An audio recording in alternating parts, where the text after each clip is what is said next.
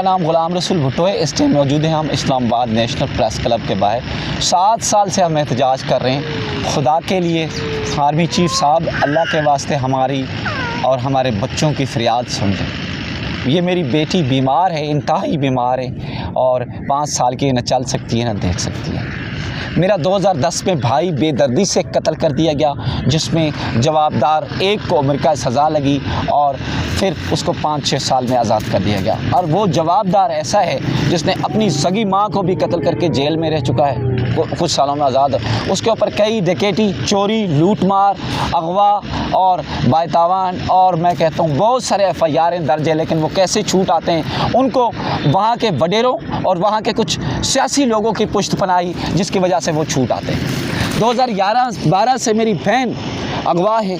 अभी तक कोर्ट की पुलिस ने ना मेरी बहन को बाजियाब कर सकी, ना मेरा अगवाकारों को गिरफ़्तार कर सकी। कहाँ है, ज़िंदा है, मर गई है, अल्लाह जानता है।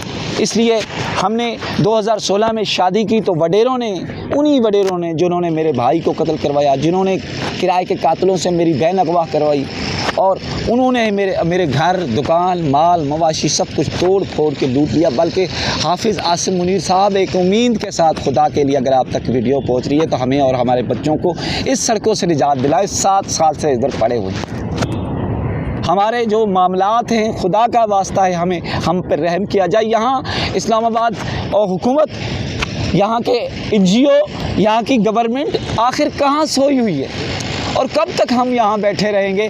खुदा का वास्ता है मेरे हाफिज़ आसिम मुनीर से कि अल्लाह के वास्ते हमारे जो हक़ बनता है, जो मेरे भाई का केस है उसको रीओपन किया जाए, जो मेरी बहन अगर ज़िंदा है तो उसको बाजियाब करवाया जाए, जो मेरे घर, मेरे दुकान, जो माल मवाशी लूटे और तोड़े गए हैं उसका हमें इजाला किया जाए।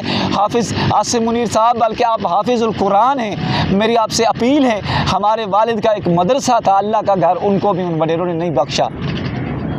हमारे ऊपर, हमारी फैमिली पर रहम किया जाए, हमें और हमारी फैमिली को तहफ़्फ़ुज़ फराहम किया जाए, जो हमारा नुकसान किया गया है अज़ाला किया जाए।